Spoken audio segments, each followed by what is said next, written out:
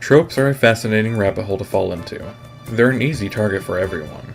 The car chase in an action movie, the third act misunderstanding in a romance, the wise elder to exposit the world. Even a first-time hobbyist writer can recognize a trope, and then poke fun at it and snicker with their friends. And yet, name one story that doesn't have a single trope. They're unavoidable. They're necessary. Now, that isn't to say you should fill your work with tropes. If you can remove a trope or otherwise mitigate it, that's usually a good idea. Just don't be too stressed out if you accidentally use one. Unlike a cliché, which tropes are often associated with, a trope technically works. Naturally, the question is raised. If tropes are disliked, why are they necessary? How do they work?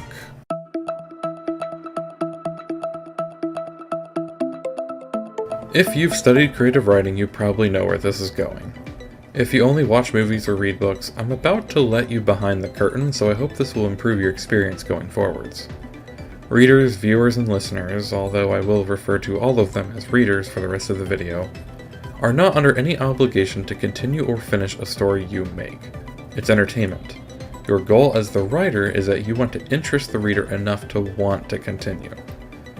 Concision or brevity is the necessary element because it doesn't matter how great your content is if it takes 1,000 pages to get there.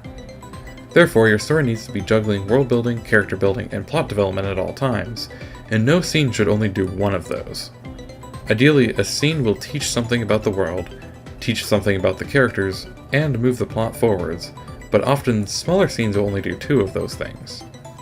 You will very, very rarely find a scene that only does one, because one factor is usually not enough to justify the existence of a scene. What does all of that have to do with tropes?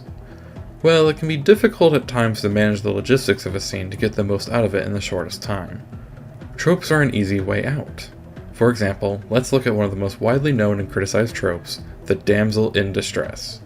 Contrary to what most of the public says, I don't think a majority of the recent cases of its use are intentionally sexist, and I'll explain why by talking about the mechanics. The damsel in distress trope is unbelievably mechanically efficient. Having a protagonist rescue someone in a straightforward way to endear them, a love interest adds internal conflict, the stress of the rescue adds external conflict, the situation gives opportunity for action, and the post-action rest is usually the perfect excuse for a focused dialogue scene to help build all the characters that are present, which can then lead to more information about the world and direct the plot for what happens afterwards. That's a lot of work that can be accomplished by just following a trope. So much so that I'm sure a lot of writers don't even realize when they're using it, and it genuinely doesn't matter what gender anyone is in the situation. Executing the trope well will always work on a technical level. Often, amateur writers will be told that all tropes are bad, and the Dunning-Kruger effect will do its thing, and then the amateur will suddenly think that it is the key knowledge to become the next elite writer. They will tout the gospel of avoiding tropes, and may even point and laugh at obvious uses of them. Yeah, I guarantee their writing uses tropes heavily because that's an unavoidable part of being an amateur.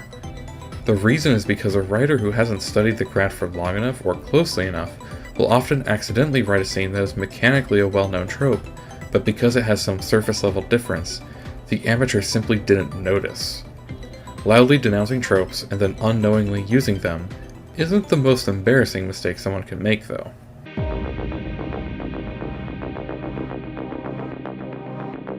Now that you know how they work, it is easier to understand why a writer needs to be careful if the entire purpose for a project is to fight against one trope or another. The entire reason tropes become tropes is because of how well they work. Thus, if you're going to build a project that makes fun of the trope, you ultimately need to make sure whatever you use against it also mechanically works. Returning to the damsel in distress, let's say there's a writer named Pepper Basil and she decides she's going to write a story that makes fun of it. Fair enough. Now, a simple gender swap is useless because then the entire story is still just a damsel in distress, except that the damsel is a man this time. It's uninspiring, and it's been done. Now, let's say she decides to make the woman capture a John Wick type of character. Now you have an issue with plausibility. The audience is going to wonder how someone who can single-handedly kill everyone in an organization was captured by that organization in the first place. Giving her the abilities after she was captured would be dumb, and so would suddenly worsening the abilities of the antagonists. Another way would be for the hero to fail at saving the damsel, and the twist is that she ends up getting killed anyway. However, I think very few people would actually like that story. See what I mean? Tropes work so well that you have to cross a minefield of audience expectations while also trying to undermine a plot function that has been refined for centuries. It's not impossible to fight a trope, but you have to truly understand the trope first.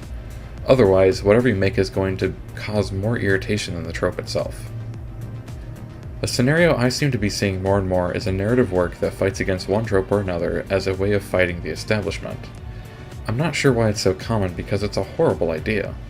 First of all, most of the people who will understand the connection made between the trope and the establishment are going to be the people who already agree with the message, so it's an echo chamber with no outreach. Secondly, as mentioned above, tropes mechanically work. If your point is to try and prove weakness in established parties, making some contrived and illogical rebuttal to a trope is going to have the opposite effect. You'll be the one that looks weak or unstable. You have to be smart about how you fight a trope. Now, if tropes are so mechanically good and so hard to fight, should we use them instead?